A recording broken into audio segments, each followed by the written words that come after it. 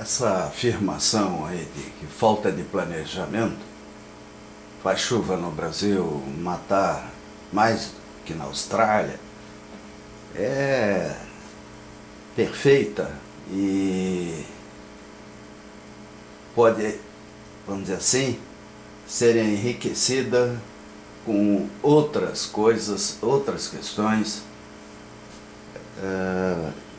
mais completas, principalmente da gente que nasceu em Blumenau, que é catarinense, e que nós tivemos a oportunidade de fazer o CIMEPAR e participar de muitos seminários sobre enchente, chuva, água de modo geral.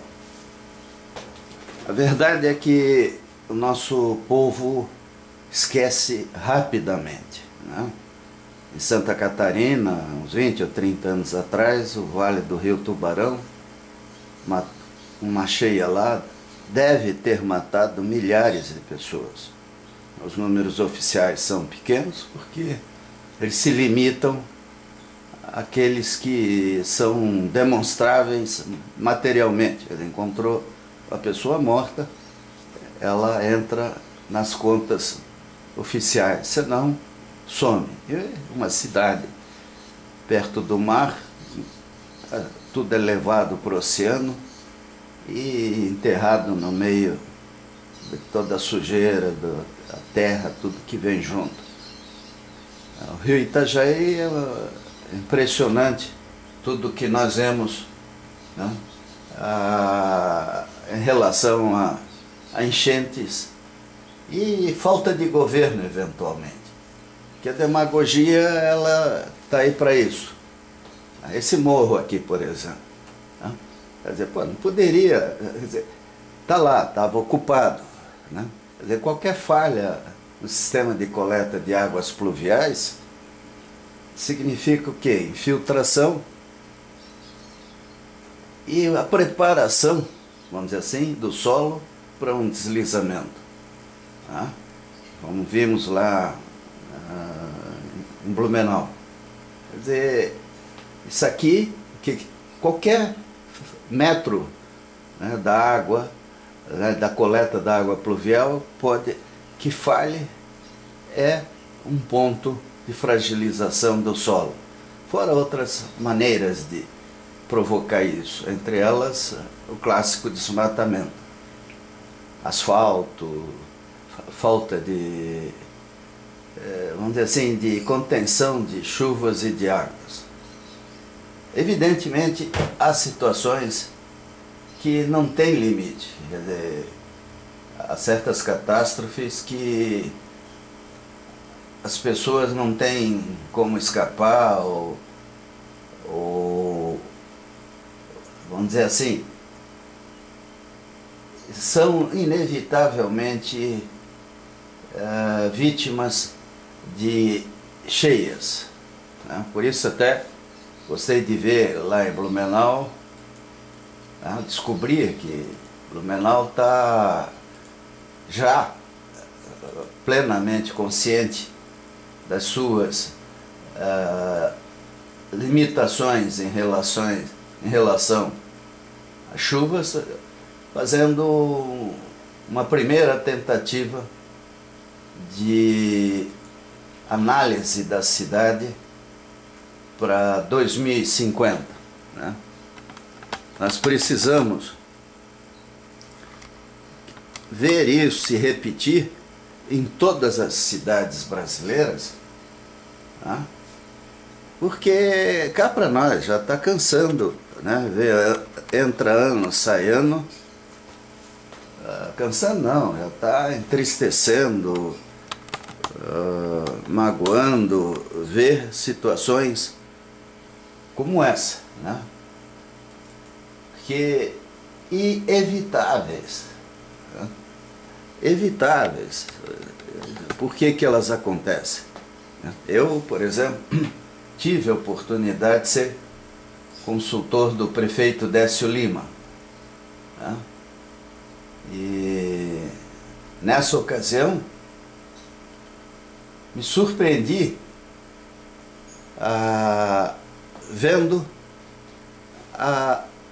que as 3 barragens de contenção do Vale do Itajaí não tinham gerência naquela época. Tinham acabado com o DNOS e nada foi posto no lugar. Quer dizer, durante mais de 1 ano, sei lá, ou 2 anos, aquelas barragens poderiam ter se transformado no ponto de partida de uma tragédia monumental. Por quê? Porque não havia ninguém na época para cuidar disso. Então, a gente fica preocupado, né, vendo que a falta de planejamento, como foi dito ali pelo especialista, né, é um engenheiro famoso, porque foi entrevistado pela Globo, ela causa tragédias, né? Eu me orgulho muito de ser blumenauense e uma das razões está aí, né? A preocupação de ver o que a cidade poderá ser em 2050, né? Numa discussão ampla com a sociedade que começa agora, né? Com a intenção de evitar uma tragédia ou o agravamento de tragédias que a gente sabe que até são praticamente rotineiras, né, numa região sujeita a um clima subtropical úmido e violentíssima, como é o litoral de Santa Catarina. O que nós estamos vendo lá em Teresópolis, né, nós vimos em Santa Catarina, nós vimos no ano passado, no estado do Rio, ali na Ilha Grande, né, se não me engano, e vamos continuar vendo, né, porque além do fato de termos essa dificuldade em relação ao meio ambiente, a ver tudo isso, nós temos a decadência da engenharia, né? Nós precisamos rever as nossas lógicas de ensino, de estudos, de formação de profissionais. Na área da medicina, há um escalonamento enorme para que o médico saia por aí fazendo cirurgias ou vamos dizer assim,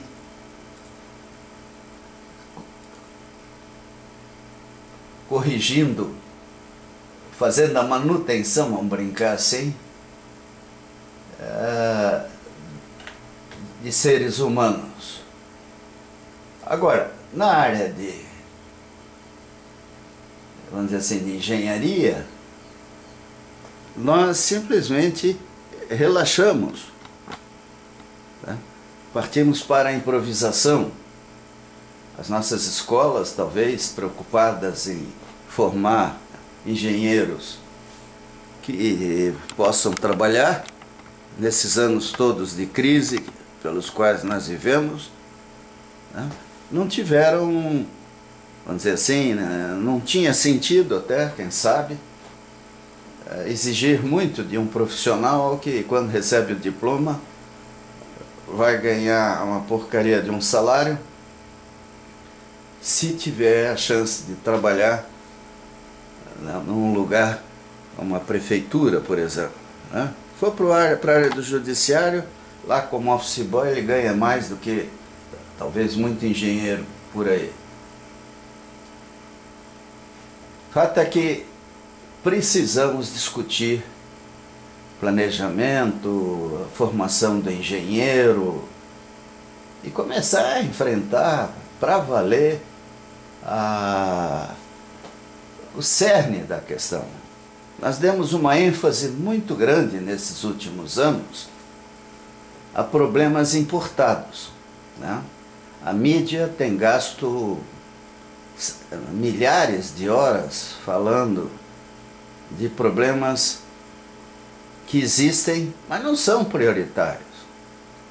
Agora, quando se falou em Copa do Mundo no Brasil, só faltou o governo distribuir cornucópias e dizer, olha, gastem quanto quiserem para fazer estádios de futebol ou viabilizar o acesso a essas arenas, onde nós vamos receber mochileiro do mundo inteiro, porque com a crise econômica que está acontecendo, e ela é muito séria, né, as expectativas, aqueles estudos de viabilidade de 3 anos atrás podem ser postos no lixo, não servem para mais nada.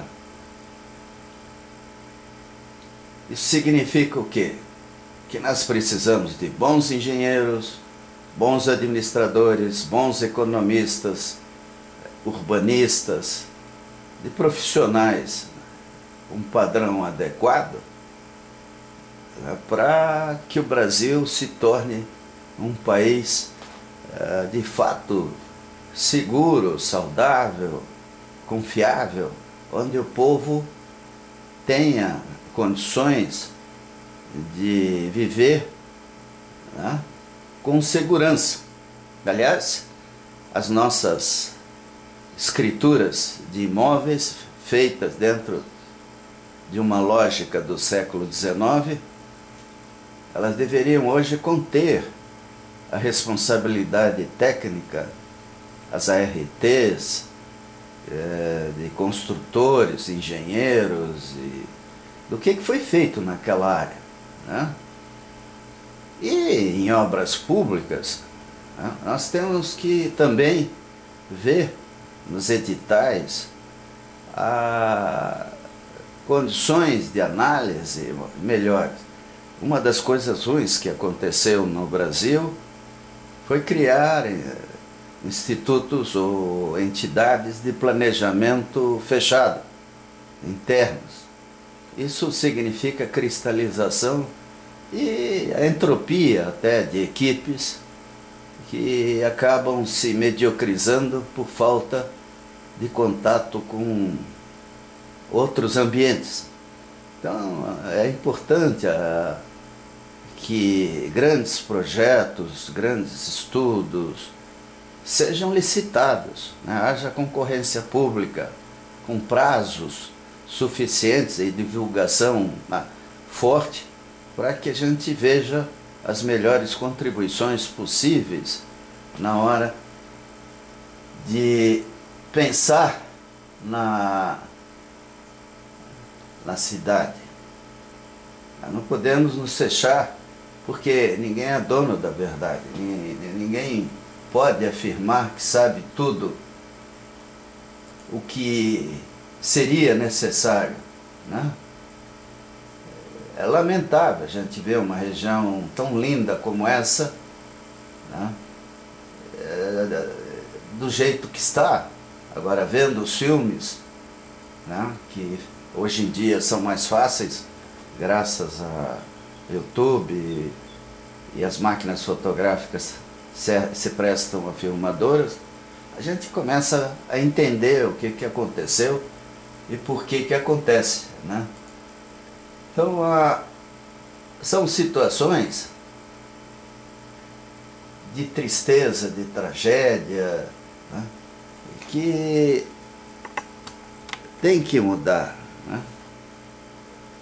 Parabéns às emissoras de televisão, aos jornais, que até pelo fato disso estar acontecendo nesse triângulo aí de Minas, São Paulo, Rio de Janeiro, estão tendo agora a oportunidade de documentar, né, com mais detalhes, uma tragédia que não é a maior do Brasil, não, estão enganados. É a maior, talvez, do ponto de vista de atingir o maior número de famílias classe média, mas nós já tivemos tragédias maiores. E Santa Catarina, por exemplo, se tivesse algum historiador, engenheiro, fizesse uma análise do que aconteceu no século XX, né? Não precisamos nem ir para séculos anteriores nem posteriores, teria matéria aí para contribuir, para servir de referência para os nossos profissionais. Esse é um desafio para a Universidade Federal de Santa Catarina, aqueles que querem fazer doutorado, né, de desenvolver pesquisa em torno disso, do histórico, né, de uma situação que, infelizmente, vamos dizer assim, tem graduações, né? Quer dizer, existem dimensões que inescapavelmente serão tragédias, como tem outras que podem ser evitadas através de obras de contenção de cheias e coisas assim. Há uns 4, 5 anos atrás, em São Paulo, num congresso lá do setor elétrico, promovido por uma entidade privada, eu vi trabalho feito por Universidade Tractebel, se não me engano, mostrando que através de software de análise, né, de meteorológica, pode-se, uma antecedência de algumas horas, afirmar, né, com um grau de segurança razoável, o que vai acontecer, onde nós teremos uma precipitação catastrófica, né, onde haverá a possibilidade de uma chuva muito grande. Então não há argumento, isso aí é previsível, quer dizer, ok, né? Isso aqui é terra sedimentar, são áreas de risco. Por exemplo, o caso da Suíça, né? A Suíça, o Canadá, essas regiões que têm grandes nevascas e montanhas cobertas de neve, desenvolveram toda uma técnica para evitar tragédias, porque cansaram de enterrar patrícios, né, mortos por deslizamentos, por avalanches que aconteciam principalmente no inverno, após o inverno, aquelas áreas onde a neve se acumulava de uma maneira especial. Então, gente, isso que a gente está vendo aí, nós vimos em Santa Catarina, até a última vez, com agravante de explosão de gasoduto e coisas que até hoje foram muito mal explicadas. Os nossos legisladores e o próprio governo federal têm um trabalho longo aí, que é criar, vamos dizer, aprimorar a nossa legislação, tanto social quanto técnica. Às vezes uma lei ou uma jurisprudência feita com a melhor das intenções acaba sendo uma tragédia, né? E em outros casos, como a gente está vendo aqui em Curitiba, aterros em áreas de contenção, que seriam de contenção de águas, para fazer conjuntos populares, né? Cada rodovia é uma barragem, é um dique, dependendo do lugar e a maneira como ela é feita. E ainda o pessoal aterrar uma região para construir casa em cima, significa menos espaço para as águas, e essas águas, essas chuvas, quando vierem, vão se desviar, vão inundar mais, vão ter um efeito mais devastador. E as mortes não acontecem simplesmente porque a casa desabou. Depois vem a leptospirose, vem o problema do tifo, né? dengue, porque isso tudo aí desmonta uma infraestrutura de saneamento, de drenagem, né? Mata pessoas que poderiam estar aí trabalhando. É muito sério isso tudo. E fazer o que então? O que nós precisamos é, como foi dito, primeiro é de leis inteligentes, é de jurisprudência sensata, de planejamento inteligente e de disciplina urbana, ocupação de espaços possíveis e não de, para agradar eleitores, deixar que o pessoal vá habitar em áreas impossíveis. Aliás, essa questão de invasões, ocupações, há uma indústria por trás disso. As pessoas são estimuladas a ocupar uma área que depois vai lá o governo, paga regiamente os antigos proprietários, faz de conta que urbaniza aquilo, e aquelas pessoas que moram ali não sabem que mais cedo ou mais tarde estarão aí nos noticiários como vítimas de alguma tragédia. O Brasil precisa mudar, nós precisamos de planejamento, nós precisamos formar profissionais que tenham, vamos dizer assim, pelo menos no futuro próximo, capacidade de não repetir os erros que a minha geração fez demais. Tá? Se existe um time que errou muito, foi esse que agora completa 70 anos, 80, 60. Tá? Por quê? Porque desprezaram o fato de trabalharem e viverem num país que é tropical. Nós não temos terremoto, não temos vulcões, né? Os maremotos não têm acontecido, mas nós temos uma incompetência, uma capacidade de omissão que é assustadora.